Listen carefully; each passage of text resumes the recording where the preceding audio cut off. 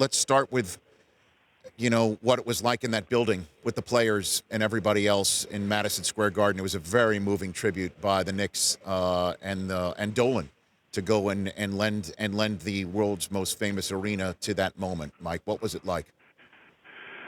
I've never experienced anything like it. I've been doing Knick games for 28 years, and there was just this overwhelming sadness in the locker room, certainly, and you look at coaches, you talk to players, the fans.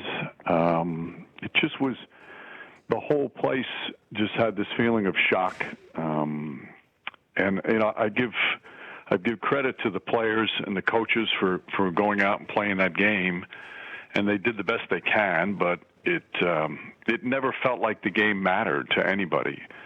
Certainly not the players, and for us broadcasting the game, as I referenced, it's like you just didn't want to be there. You didn't want to be doing the game, and I know a lot of the players felt the same way. So. It was just difficult because of who he was. I mean, listen, as I said on the air, we all deal with loved ones who pass away. We all deal with family and friends and their deaths, and those deaths are just as tragic and they're just as sad. But for basketball fans, what he represented to the sport that we all loved, that I've loved as a kid, that you've loved since you were a kid.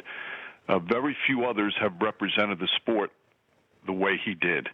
And because of his personality and his charisma and his flair and his joy of the game, I mean, that's the thing that always stuck out to me. If there wasn't an NBA, he'd be playing in the park 7 days a week because he loved the game so much. And I think because of that, because of who he is, it really was somebody who touched so many fans. What about you personally? You ever have a quiet moment with him before or after a game, walking down a tunnel, walking in an arena, anything that can I guess bring this perhaps into a finer point, this conversation? Well, we did a Q&A at the Las Vegas Summer League 2 years ago, so we had a chance before, and there was a little backstage area before we came out and did the Q&A for the people, and we started talking about our daughters. And my daughter, she works for the NBA, and we have a great connection because of basketball, and that's what he talked about with his daughter.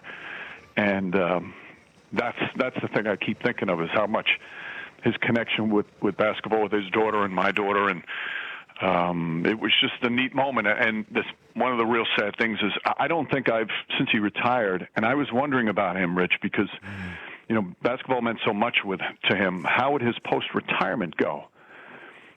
And his post-retirement was fantastic for him from a standpoint of, I don't think I've ever seen him happier or never more at peace.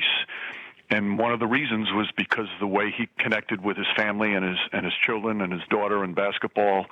It was wonderful to see. So that's the memory that I'll take. He may have been busier after he retired than he was when he was playing basketball because he had so much going on. Yeah, it's funny, Rich. The way we feel about our sports stars, it's kind of like the way you feel about your favorite singers or your favorite bands is, sports and music. They have this ability to move us that you don't even understand.